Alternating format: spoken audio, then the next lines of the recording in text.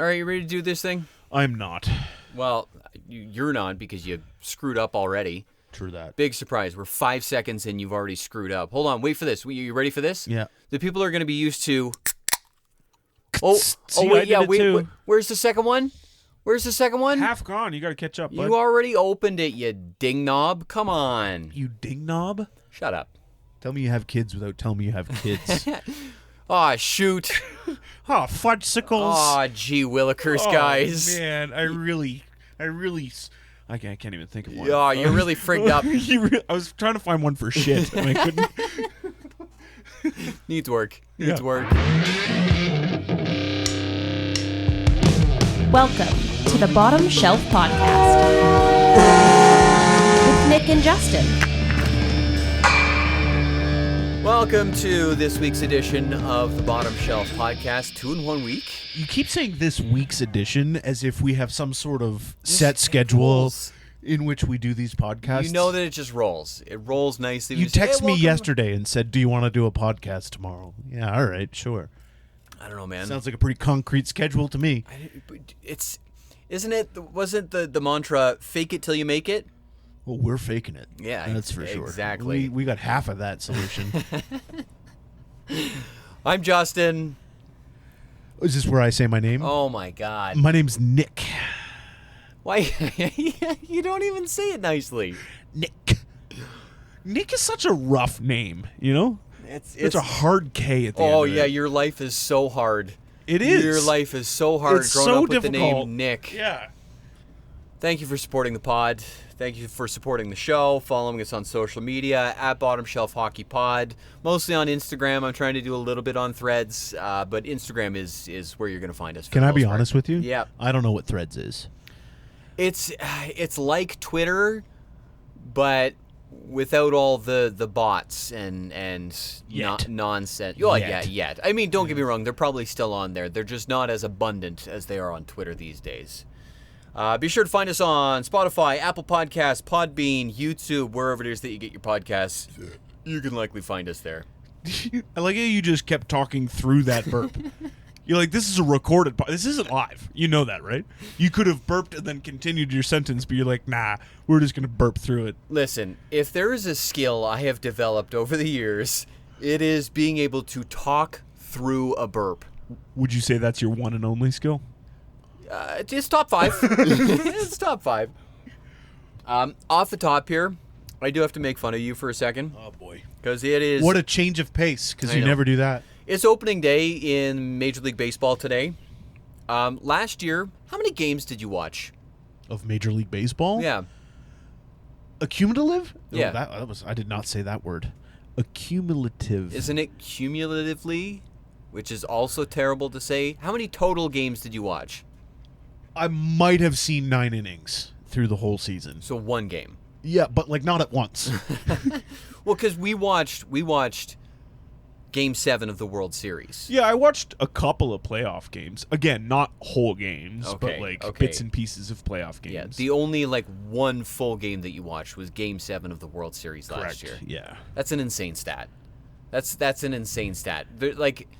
There's got to be, you're a unicorn in that, the most that you watch. Because, people got involved. People got invested. As you know, they were progressing through the playoffs, it was it started to pick up. They had their first round against the Yankees. It was okay, cool. Yeah, you know what? We beat the Yankees. Then it's okay, now we're getting invested as they're playing the Mariners. And it's okay, this is getting to be a good series. And they make it to the World Series. You're telling me you didn't watch every game of it's 7 games of baseball, man. It's a week of baseball. Yeah, there's it's nonstop baseball from 1 week. March until October. It's 1 week in October. You can't commit to the one Canadian team we have in this country? I can't do that. No. That's an insane stat. seven games at 3 hours a pop. My math isn't great, but that's 21 hours of baseball in 1 week. What were you doing instead? Exactly. Exactly. I gotcha, and you know it. I loosely pay attention to Okay. baseball when Okay. the playoffs come around. Anyways, Loosely. I thought it was such an insane stat. Like the one and only full game of baseball you watched last year, Game 7 of the World Yeah, Series. start to finish is the probably the only full game of baseball I've ever watched in my life. It was a good game though. It was It was a good game. It was a great game. It was a great game. I couldn't tell you the score. I can't remember. Yeah, it was 5-4. I was know the LA final. won. Yeah, it I was know that 5-4 much. was the final, and that's forever burned into my heart. I have a funny story for you too, off the top here. In case you didn't realize, it was a pretty light news week in regards to what's happening in the NHL. I got a funny story for you. So I have two daughters. My oldest daughter was sitting on the couch. This was a couple of weeks ago. I'm in the kitchen, and I had just been watching hockey all day, and so all of a sudden I'm in the kitchen. Hockey is still on in the living room, and all of a sudden I hear her call out to me. She's like, Dad, I think the angry potato chips are losing. The angry potato And I'm like, chips. What? The angry potato? What? Who is she talking about? Do you want to take a guess at who she was talking about? I had to go into the living room to see who it was because I couldn't. Just off the top of my head, I couldn't. Angry I couldn't potato put it together, chips. but the angry potato chips. What team? The only thing that I could think of possibly remotely looking like a potato chip would be the beak of the Anaheim Ducks. Is that it? You got it, buddy. You got it. I walk out and it's the Anaheim Ducks. And she's like, I think they're losing. And I was like, oh, the angry potato chips. That's really They funny, should definitely kiddo. rebrand. Absolutely. 100%. You're welcome, Anaheim. Have you called them? No, but I feel... They'll hear this, obviously. Yeah, of course they will. Yeah. Of course they will. I feel like this is a great marketing opportunity.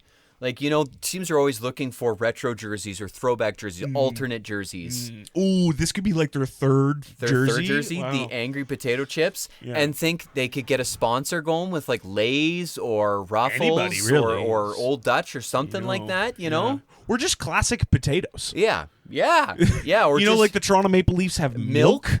Oh my god. The Anaheim Ducks will just have potato on their jersey. Should we start a marketing firm or something like that? 100% we Yeah, should. Let's do it. Yeah, Let's do it. honestly. Okay. Let's pivot. We're no longer doing a podcast. Don't listen anymore. This We're done. we're a marketing podcast Yes. now is what we are. Non-stop ads.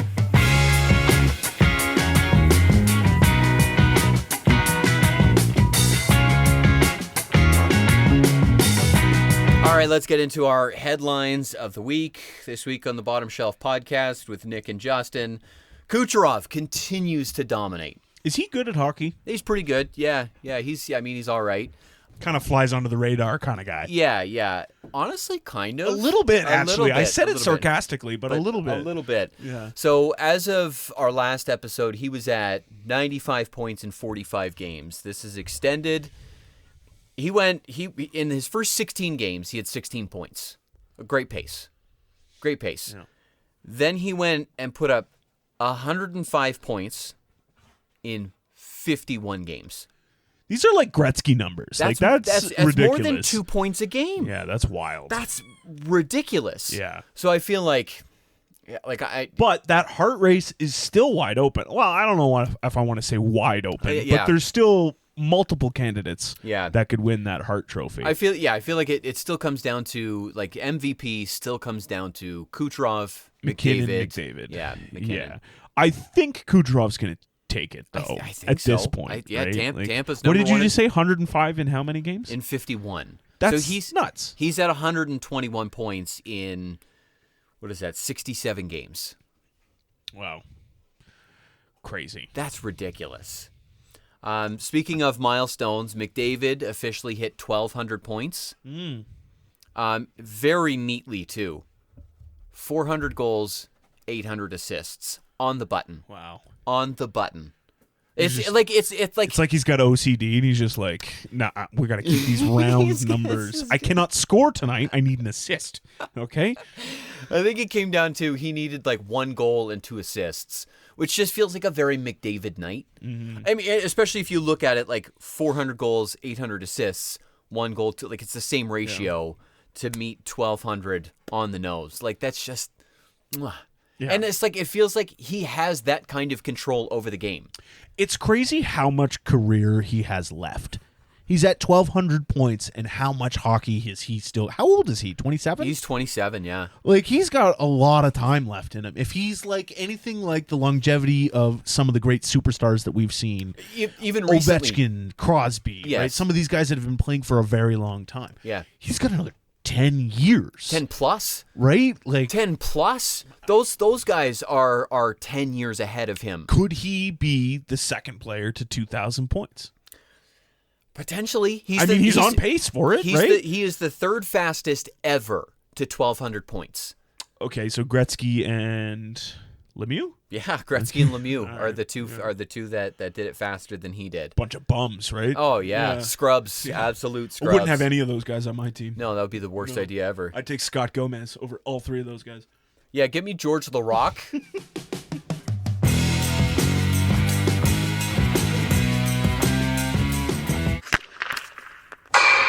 All right, ripping through them here. How bad is the Pacific Division? Oh my God. The Pacific Division is so bad. You're supposed to, How bad are they? Thank you. The Pacific Division is so bad that Vegas, who currently sits They have a losing record, don't they? in a playoff spot, get this stat. The Pacific Division is so bad that a team that is top 3 in that division leads the league in time spent trailing. That's a crazy stat. The Vegas Golden Knights have spent more time trailing than the Vancouver Canucks, Wow. who sit dead last in the league. And have, what, 50 points? How does Oh that my make any God. sense? How does that make any sense? The Pacific Division is so bad that, like, How bad are they? every year there's a lot of conversation about the playoff format, right? Like, we've even talked about it, I think, on our talked last on our last podcast, episode, right? yeah. But I feel like it's even heightened this year Ugh. because of how bad the Pacific Division is, How right? off kilter Like, it's gotten. Like, you're going to see an Edmonton-Vegas first round, likely, right? Which doesn't, on the outside looking in, doesn't sound that bad. if but when you looked at it prospectively in the last 5 years, Yeah. sure, each of Sounds those pretty good. each of those matchups would be good. you know, thinking about how their seasons have gone, Oof. that's kind of a trash first round matchup. Yeah. Then you're going to see Minnesota-Dallas, right? So, like, Ugh. either the Oilers or Vegas will make it to the second round, and either Minnesota or Dallas will not. Ugh. And that just seems wrong, It does doesn't seem it? wrong, Right? Yeah. Like, This is a really strong argument for why it needs to go back to. But at the same time, if you think about it, it almost evenly matches up in that first round, so you get more first round hockey. yeah, right? you get more first round hockey, but your second round suffers. Yeah, it's not going to be as good because you're then your first whoever your number 1 seed is probably likely going to dummy whoever. Like, wouldn't you rather see Dallas pummel Vegas, Minnesota beats the Oilers, and then you see get Dallas, Minnesota? Yeah, in the second Would you round, rather see that? a little bit more meaningful Especially, hockey? too, because, you know, a team like the Oilers, who's been to the Stanley Cup Finals 2 years in a row now, even though they're having a rough season, they could still have a really good playoff Yes, run, right? somehow So they can a turn it on. Minnesota-Edmonton first round could still be an electric first round, Yeah. right? Yeah, I don't disagree. And I mean, I know Gary Bettman's listening, so Gary, Of course. Gary, Yes. Gary, Yes, Justin. Gary. Yes, it's Gary here. That's what Gary sounds like, right? Is that I think that's Gary. is that supposed to be your impression? That's of, spot on. of- I don't know. I haven't heard Gary's voice in a long time. I like how we call him Gary as if we're like on a first name basis with this guy. Well, it's funny because Hey, Gare Bear. it's so hard to hear Gary Bettman's voice when he does talk over all of the boos that rain down Yeah. on him. So I do love that he just smiles whenever he comes to deliver the loves it. Stanley Cup every yeah. year, and the boos just rain down every year like He's just like- clockwork. He loves he's it. like, yeah, he's like Conor McGregor walking into the octagon. He's like, I know what I'm getting myself into. It almost Bring makes me bring think that he's making some of these decisions to piss people off. You know what I mean? Yeah, it does. And it does that feel I like it. respect. You know, Yeah. making these decisions just because you're an idiot, you Yeah, suck. that's one thing. Yeah, But doing it purposely to piss people off, hell yeah, Gary. Love Yeah. that for you. Ottawa is finding a way. Ugh. somehow, some way, It's the worst goaltending in the league. and despite the fact that they are currently down 5. You heard me. Yeah. 5 defensemen. Yeah, I heard they're on their 11th defenseman now, right? Like Sanderson, Shabbat, both out. Who else? Nick Jensen, Lassie Thompson, who they just called up, injured in his first game. Jake Sanderson, Thomas Shabbat, and Dennis Gilbert, all core guys for Ottawa, and have been injured and are out. Cinderella weeks. story, man. Like, if they can find a way to squeak in with 5 of your 6 defensemen being out, man, that's wild. Yeah, and somehow Linus Ullmark has been finding a way to get it done. He's stepped up. But at this point, you just need Ullmark to be good enough. Yeah. Right? Yeah. Like, we don't need you to be Bobrovsky. No. We don't need you to be Henrik Lundqvist. We don't need you to be Carey Price or Patrick Waugh or any of these guys. Just stop a couple pucks. Yeah. Stop a couple of them.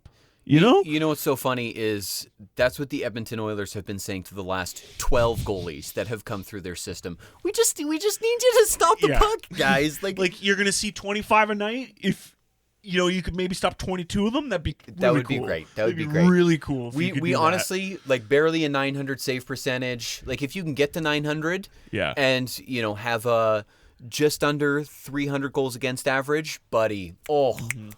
Oh, buddy, that's exactly what we need right now. Clap. Yeah, that's exactly what we're looking for right there. All right, moving along. I think this is the I don't know. Maybe this is just me and the circle that I'm spinning in right now. But there's a lot of chatter around Detroit right now. The fact that they were at one point first in the Atlantic Division this year and currently sit outside the playoffs. However, big win tonight against Buffalo, so that was good. Yeah, a 4-point game. If Detroit misses the playoffs again, is this the end of the Yzer-plan? I mean, I don't know if that's so much a question for me. That sounds like it's probably a question for you. I'll give you my opinion on it. I think no. I think you stick to the plan because clearly it's working. You've got a good squad.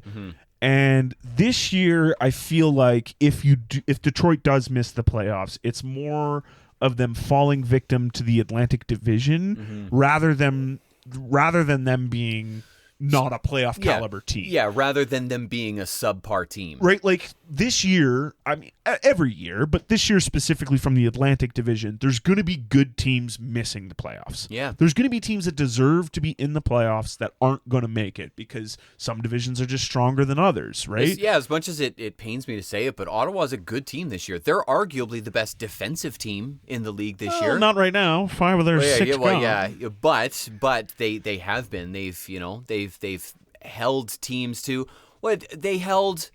Didn't they hold the Rangers to like 9 shots? Yeah, which I don't know the exact shots date in the on whole it, game. but that's like the lowest amount of shots in like 50 years or something like that. Some ridiculous stat like that. Yeah. Oh my god, the Rangers are so bad. Yeah. How did they get so bad? Anyways, sorry, we're getting off track.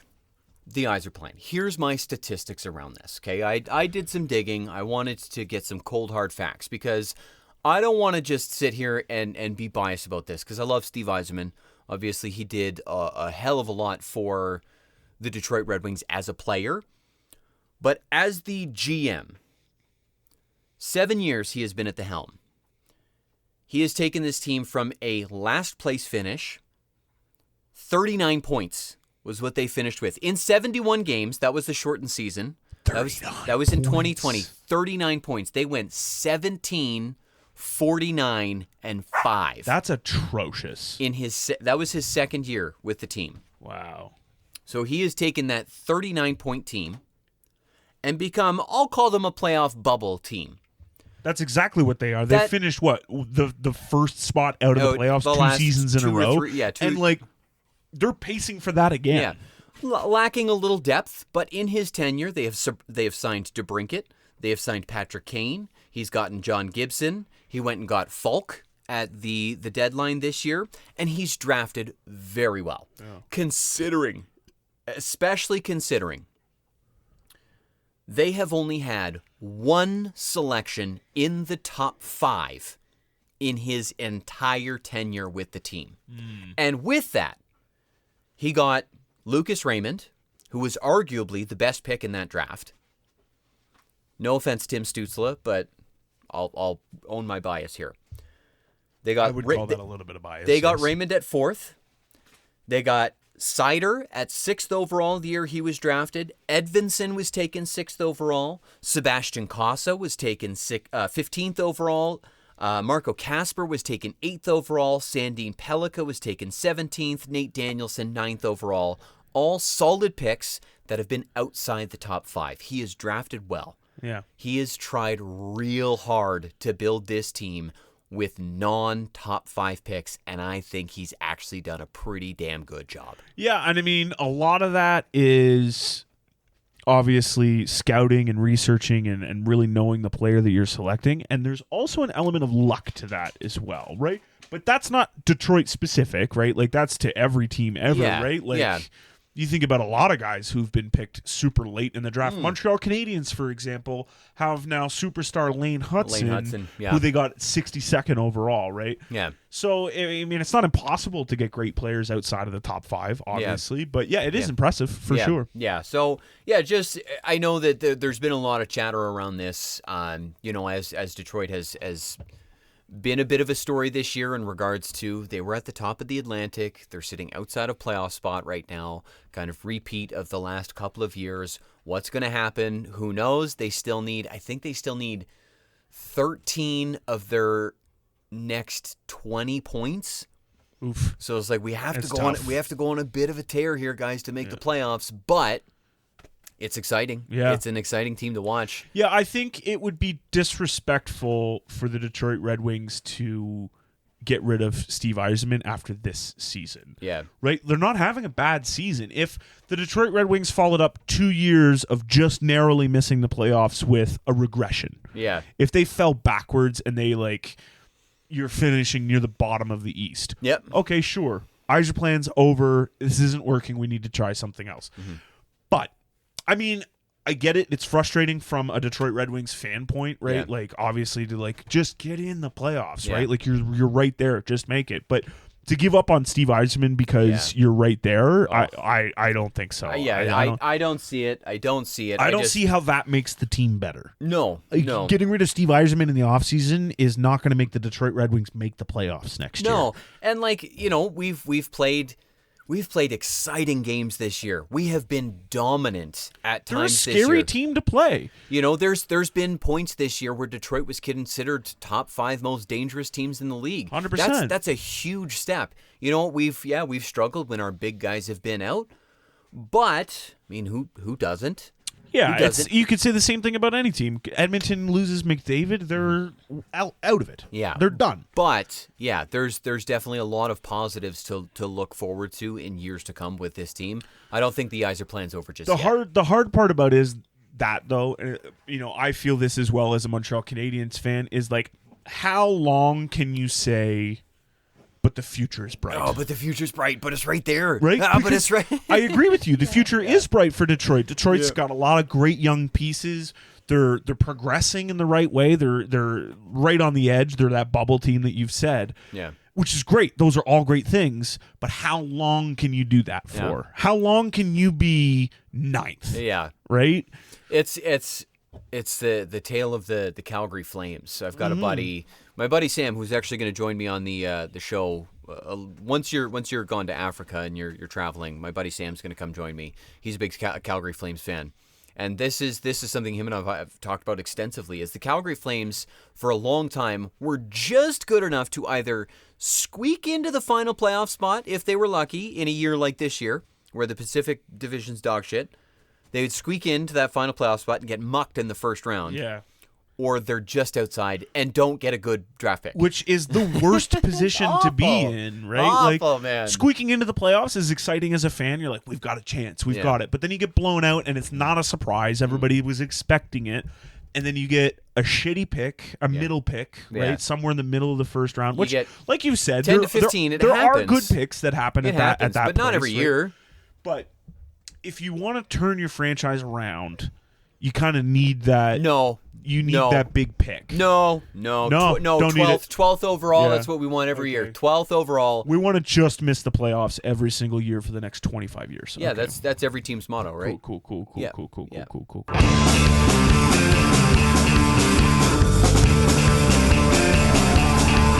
All right, anything you want to get into with Montreal here? Because, I mean, I just went on for probably 10 minutes about what the hell was that? We can talk about the big night against the Islanders. Yeah, do it. And Caulfield chasing 50 now. Like Yeah. 40 was the benchmark for Caulfield. And now we're like fucking 50s right here. Yeah, what is the ceiling? I hope he does hit 50 for, obviously because I'm a Habs fan and I would just love to see a 50-goal scorer in Montreal. Yeah. But because ever since Cole Caulfield came into the league, and this is Montreal Canadiens fans' fault, they, hype people up way too much, way too fast, right? So Cole Caulfield got the nickname the greatest 50-goal scorer to never score 50. Or to never score 30 at that point, I guess it was, right? And now to never score 40, right?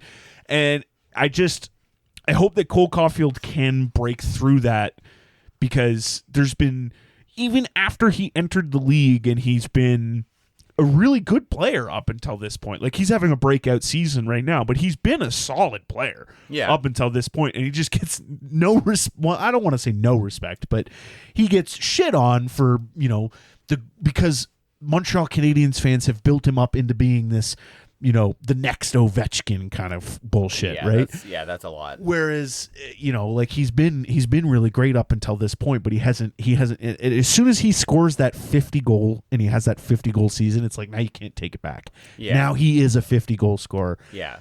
And I hope he follows it up next year. Like, I'm not delusional. I don't think he's going to score 50 every single year for the next 10 years or nothing like that. But Ovechkin it never even hit. What did he ever hit? 53 years in a row?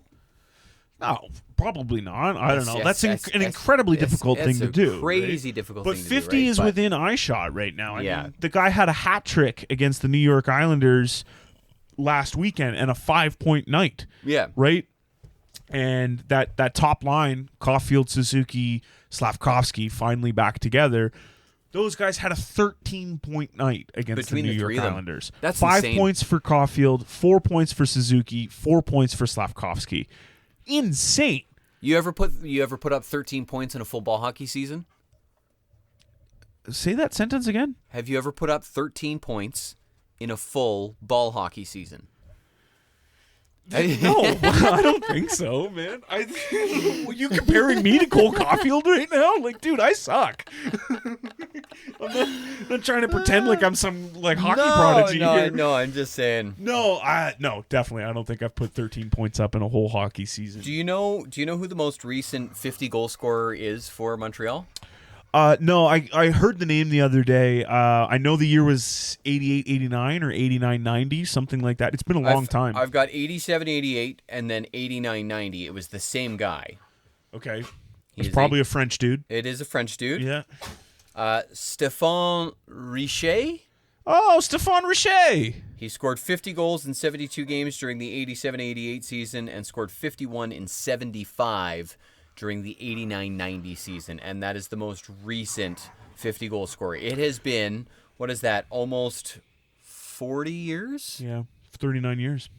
Almost 40 years. And Cole Caulfield just became the first 40-goal scorer in Montreal in 32 years, 33 years, something like that. the 90s, right? Yeah, the Like early 90s when they won the Cup. Yeah. There's a lot of really great things happening in Montreal. Obviously, that top line, Suzuki, Slavkovsky, and Caulfield. An amazing first line. But That's you huge. also have Ivan Demidov.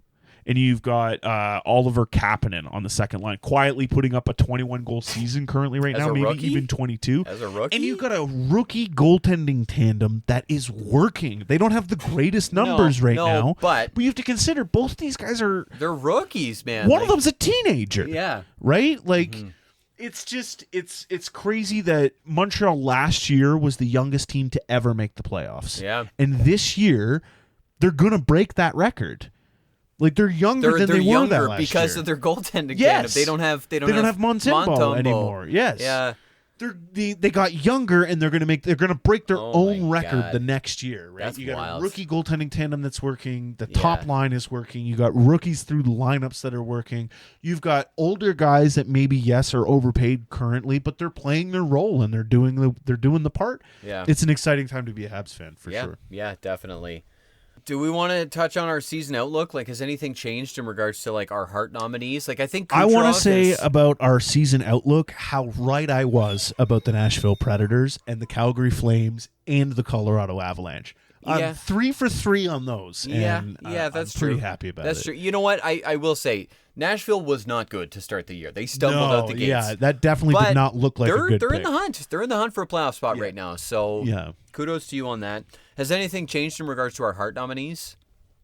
I think like I don't think any of us had Kucherov in our. No. I think Kucherov is making a stronger case for himself. I in think regards Kucherov's to- probably going to win it. Yeah. I think at this point. Norris nominees. Does anything change? Like, it's. I mean, this is. Probably I saw a Werenski. stat the other day that like there's more 20 goal scoring defensemen that we've seen. I think it's been a long time since we've seen this many defensemen score 20 goals. We've got 6 20 goal scorers Really? as defensemen this year. 6 of them? I think the most all time in one season was 9. Wow. So we are in a golden age of defensemen. We're in a golden age of hockey. We really are. Really. We really are. And we're spoiled, too. We went from Crosby and Ovechkin and Carey Price and Luongo and Lundqvist and great goaltenders and great offense to McDavid and Draisaitl Oh and my Kucherov God, and yeah. Kaprizov. Yeah. And, oh, my God. Vasilevsky and oh man. Does anything change in regards to our Vezina nominees? Like I feel like it's still Vasilevsky is Yeah. front runner at this point. Yeah, I think so. Probably. I feel like this year hasn't been like a goaltending year. No, not really. You not know, really. which no. is exciting because there's more goals. Like Yeah. a lot more teams are scoring a lot more goals, which is great. Which is hard for me too because I'm a goaltender guy. Like Yeah. I'm a goalie guy, but it's Yeah. exciting to see all these goals as well. Yeah. Calder race obviously Calder race is still over. tight. Schaefer's gonna win it. Yeah. Obviously, I don't. Barring a 50-point last 10 games from Ivan Demidov. Ivan Demidov or Beckett Seneca from Anaheim. It's but a race for second at this yeah, point. I think Schaefer is And it's a absolutely- tight race for second. Yeah. Ivan Demidov or Beckett Seneca could. or Oliver Kapanen from Montreal as well is also I think he's an having a great outside year. chance, but yeah, a 22-goal season is impressive for your rookie season as well, right? But Yeah. but So I I- think Schaefer's obviously I got think that that's one. where it stands Yeah. at this point. Hey, I realized I kind of jumped ahead on our clips of the week. I like to obviously scroll and see if I can find anything that's interesting or any big clips that we can share some audio with you. This week was the 29th anniversary of Fight Night at the Joe. And on the far side, we've got a tie-up, and it's going to be Peter Forsberg and Igor Larionov. And Larionov took a couple of real good cuffs at Forsberg. Oh, there's another grab. There's Darren McCarty. Is that Lemieux? Oh, yeah. Here come the goaltenders, and here we go. This is what had to happen. And there's nobody there. There's nobody there to help out Claude Lemieux. Patrick Waugh came flying out of the goal. Patrick Ross dropped all his equipment and is taking on Mike Vernon. And as Patrick was looking the other way, Vernon was helping out on another scrap. That's why Waugh's into an out. Ho-ho! We could have both goaltenders thrown out of this game, not for this, but they both came out of their crease and charged each other at center. Absolutely. And Claude Lemieux has gone to his own locker room right now, too, and is shaken up. But look at those goaltenders go at it. If you're unfamiliar, I'll bring you up to speed. This was the peak of the rivalry between Colorado and Detroit. Fight Night at the Joe. If Bertuzzi. No, No? this wasn't Bertuzzi. This was Claude Lemieux and Darren McCarty, Forsberg and Larionov, Waugh versus Vernon, like when the goalies went at it at center ice. Fight Night at the Joe was an iconic night between Colorado and Detroit when like just all hell broke loose on the ice. Now this was following a hit from a previous game that carried over into this game. and Detroit was out for blood. And so Forsberg had gone after Larionov, and at that moment, Darren McCarty saw this as an opportunity, jumped on Forsberg, and then Lemieux jumped in, and McCarty and Lemieux went at it. And then that's when like all hell broke loose, and that's when then Waugh and Mike Vernon met at center ice as the goalies. Waugh gets his jersey off. He's all bloodied in the face. Like, when people mock hockey for being this, like, barbaric, like, blow up, like this bombastic, like, they just beat the crap out of each other kind of sport. Isn't that kind of why we love it, though? Absolutely it is. And this is what they're talking about. This was the heyday of hockey in the 90s. Yeah. Was Fight Night at the Joe. I feel like hockey is also kind of, sort of, maybe not to that extent, but it's getting back a little bit more to that chippy, violent, like teams are having goons again, right? Like maybe not goons as they were before, but like tough guys. Enforcers who can also play is one of the biggest things. Take a look at Tom Wilson. He's one of those guys that like everybody was like, well, Tom Wilson has to be on Team Canada. He's the most well-rounded player in the league. Yeah. In that guy who can score goals and punch you in the face. He could score goals, and he could. There's potential. We always joke about this, but there's potential he would take his skate off and cut a bitch if he had to. Like, I wish somebody would. Oh, you know my what God. I mean? It's from Happy Gilmore, but it's like it's crazy though, because like even like my wife, for example, she's getting a little more into hockey now, but like whenever there's a hockey game on, my wife, she doesn't really know a whole lot about what's happening or what's going on in the standings or who's a big name in this game or whatever. But whenever there's a scrum at the net and somebody's face washing somebody or somebody's like a fight's about to break out, she's like, ooh, look at that, they're about to fight. Because it's exciting. It's exciting. Don't even have to know who the hell that's fighting, but it's exciting. But ironically, the UFC, not for me. Yeah, no, when it's strictly fighting, I'm just that's not I'm not looking for technical fight. I'm looking for people to just throw haymakers for 30 seconds. Yeah, like I want to see somebody try to murder another guy for 30 seconds and then high five after. Yeah, like it's like a schoolyard scrap. Yeah. You know, like back in the day, I don't know if this happened at your school, but like you'd see guys be like, "Meet me at the water tower after school." We had a water tower by our school. Meet me at the water tower after school, and they'd fight for 30 seconds, and then they would just... It'd be the worst fight you've ever seen, but you're still excited about it. Yeah, but like you'd see a guy land a punch or two, and they'd scrap, and then they'd talk about it for the rest of the school year. And they would be best friends for the rest of the year. Be like, hey, remember that time I punched you in the face? And they're like, yeah, it was great, wasn't it? Guys are weird, man. Yeah, they are.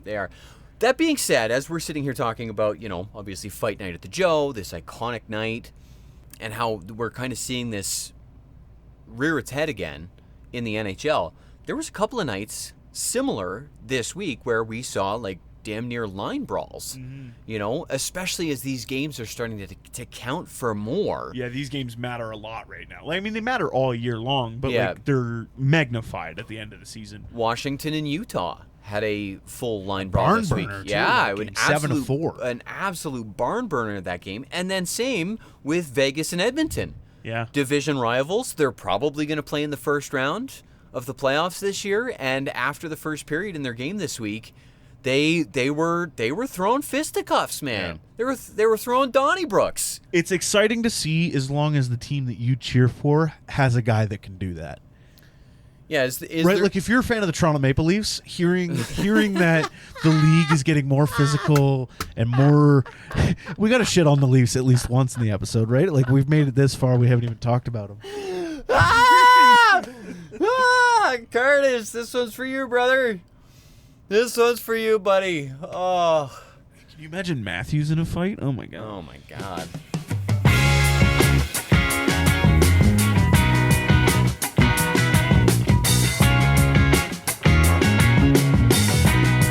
All right, let's wrap this up. Obviously, we're doing our best to find a consistent structure here. Our last episode was, I don't know, an hour 10, but we had a couple of weeks of shit to get through. I don't know. We'll see what this turns out to be, but we're ready to wrap it up. Yeah. A real big contribution there, brother. Thank you for joining us this week on the Bottom Shelf podcast with Nick and Justin. You don't have a game? I do. Yeah, Oh, I okay. do. Dude, just Fucking replug. do your prep, just man. replug. Just replug. Okay. Be sure to find us on Spotify, Apple Podcasts, Podbean, YouTube. You can find us on social media, mostly on Instagram at Bottom Shelf Hockey Pod. Also, if any of you see Justin in public, it is not illegal to punch him in the face. It's not? No. I just heard new law passed. Since when? This morning. Oh, wow. Yeah, it's brand new stuff. Yeah, you got that bill passed, eh? Yeah. Good for you. Thank you. Good for you. That's your life's work, isn't it? Yeah, I pulled a lot of strings, called in a lot of favors, but Mm-hmm. it is now completely legal to drop kick you in the face. Cool. Do you want to go grab another beer before we start this?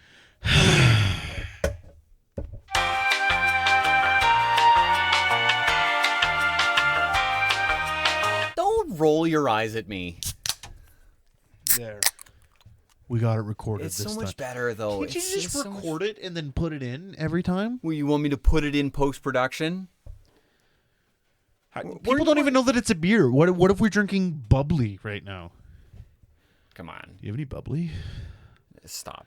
Oh my Just god. stop. You want to slam like 12 bubblies tonight? We're going to get wild. Oh, yeah. I'll just be burping through everything I'll say. Did you see the hockey game? Did you just have a stroke? That's what it would sound like. Frankie. Hey. What are you getting into? I do want to address, we've got 3 dogs in the basement with us right now. Yeah. I don't know if you've been able to hear them. They've definitely been able to hear them. I'm sure I'll catch it post-production, but No, leave it in there. I want to address it now in case anybody's been Yeah, wondering. at the very end. Address it then. Yeah. Better late than never, am I right? No. Okay, Hey, right there. Can you hear that? Frankie's tail whacking against the door. Oh, we don't have a professional studio or anything. We're just recording in my basement. We What, have- this closet underneath the stairs isn't a professional studio? I will have you know, I do lots of recording. Hey, if you want to catch my don't plug my yourself. voiceover business. Oh my god. All right, let's get to the game. Let's get to the game this week. I saw this going around this week. I did a little more prep than I think I've seen around this. But with today being opening day in Major League Baseball, there's been a lot of chatter around the Cy Young Award in the NHL. Do you know what the Cy Young is? It's the award for the most sportsmanlike player. For the best pitcher Oh, in Major League Baseball. yeah, that's what I said. So the Cy Young Award, but if we were to translate this to the NHL, because usually the Cy Young Award is given to the player with the best, like your record in regards to being a pitcher is what stands out for your Cy Young. Obviously, you're looking to have a low ERA and like all of that sort of stuff, but in regards to trying to translate this to the NHL, there's a lot of talk about who has more goals than they do assists. To kind of look at if they technically had like a good record, you would have more wins than you would losses. That's kind of how you would chalk it up. So, how many guys can you name for me that have more goals than they do assists this year? I have, how many do I have here? 1, 2, 3, 4, 5, 6, 7, 13. I have 13 guys. 13 guys who have 30 goals or more, but they have more goals than they do assists. Well, the first one, because I'm a Habs fan, obviously, is Cole Caulfield. Ding, ding, ding. You've got number 1, 44 goals, 32 assists for Mr. Caulfield. I would say Alexander Ovechkin probably has more goals than assists. Doesn't have 30 goals this year. Doesn't count. But he does have more goals than assists. I bet he probably does, but I'm looking for guys who have 30 or more goals. Kaprizov. Kaprizov is not on my list.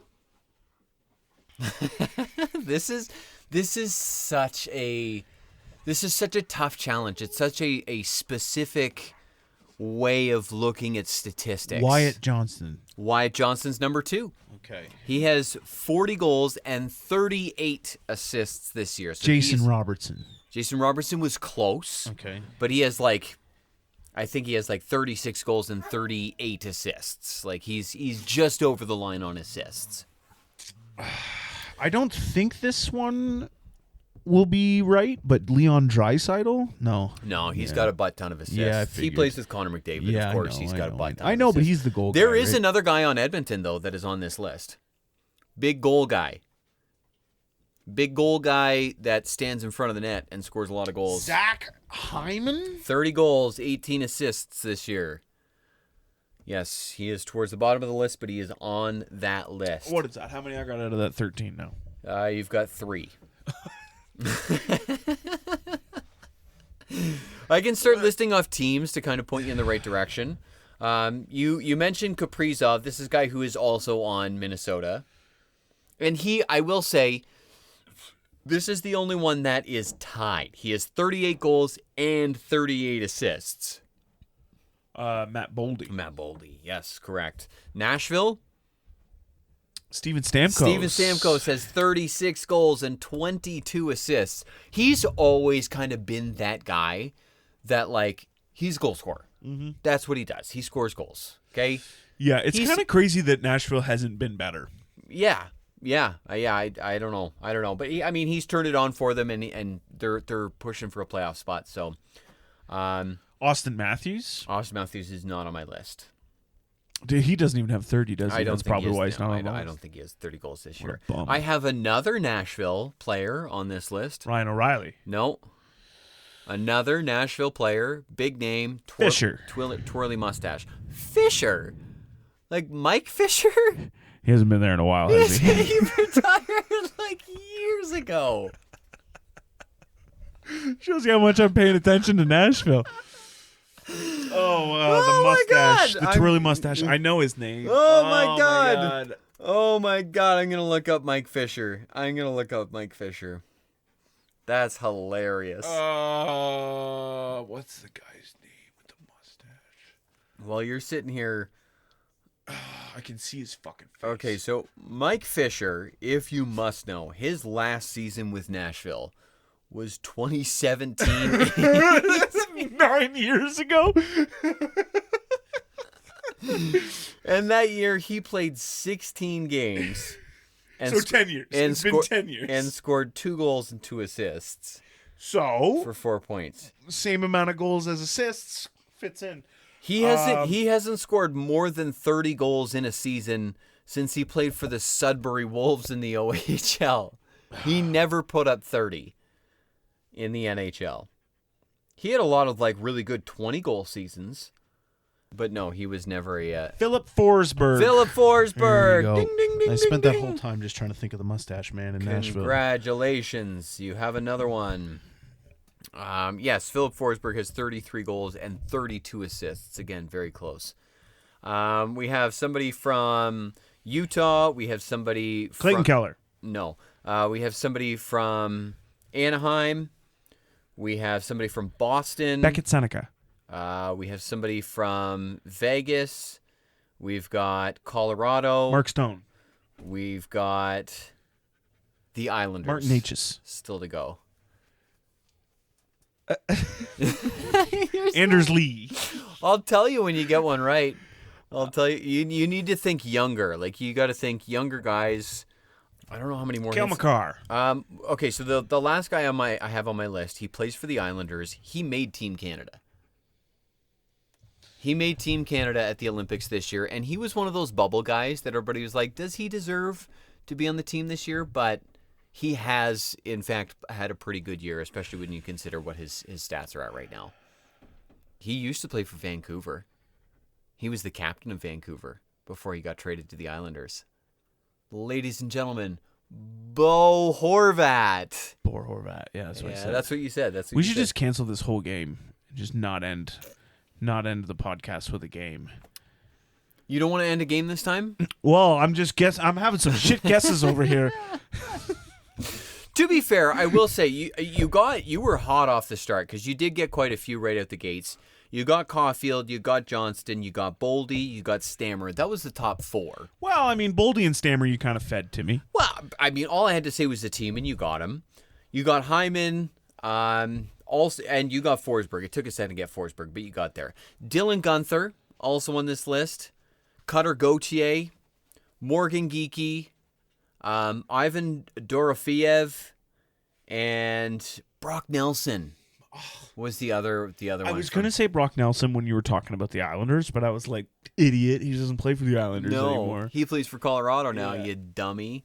But yeah, those are your Cy Young Award winners in the NHL this year. Guys who have more goals than they do assists. You got Caulfield right at the gates. So well, I mean, I'm a Montreal Canadiens fan, and he's not an assist guy, right? Like no. And you got Wyatt Johnson, so I'll give you that. Wyatt Johnson, and I'll be honest, the only reason why I got that is because I've been paying close attention to the goals race because of Cole Caulfield. And Wyatt Johnson's, he's got 40 or 41 now, I think. He has 40 goals. He has 40 goals this year. So. And so does Jason Robertson, right? Yeah, I think Jason, Jason 2 40 goal scorers. Yeah, I think they're all within that wheelhouse. So, well, congratulations, you got a few anyways. I got about 8% of those. To be fair, that's about as good as you usually do with these. Thank you. Well, you know what? I'm going to come up with a game for the next podcast, and it's going to be really difficult. Okay? Are you? No, probably not. Well, thank you for joining us this week on another episode of the bot. You notice I didn't say. Oh no, I did say this week, didn't I? Yeah. I Literally did was say the this first. week, It was the this thing week. you said just before. Yeah, Notice how I didn't say. Well, but I said episode instead of this edition or whatever it is that I normally say. Thank you for joining us on this edition of the Bottom Shelf Podcast. Does that help? Sure. Are you happy? No. Are you satisfied? No. Also, I realize we don't have to call it a pod. We can just call it a show. Does that help? No. Is that better for you? It's not. You picky bastard. Yes. Why do I work with you? We don't work. Neither of us are being paid. That's true, and we're sitting here drinking beer. So, follow us on social media. You can find us on Instagram mostly at Bottom Shelf Hockey Pod. You can find us on Spotify, Apple Podcasts, Podbean, and YouTube. Like and follow the page, please. That's like your 4th time mentioning that we're on social media. 4th time in 40 minutes, 50 minutes, man. Give me a break. I'm allowed to plug the show. That's how we grow. That's how we build an audience. Oh, okay. Marketing. We're supposed to be doing a marketing Oh, podcast. right. We're doing commercials now. Have you ever tried Kraft Dinner? Kraft Dinner. It's a great meal for the whole family, and you can get it for less than $1. Buy Kraft Dinner today. We have no affiliation with Kraft Marketing, and we would love it if they would just send us some money for this plug. Even just send us like a case of... Yeah, Of whatever. Kraft Dinner. Honestly, anything for our troubles. One last thing. Stop saluting at the end of the podcast. They can't see you, dude. I'm the only one that can see you, and it annoys me. I'm going to salute to you then.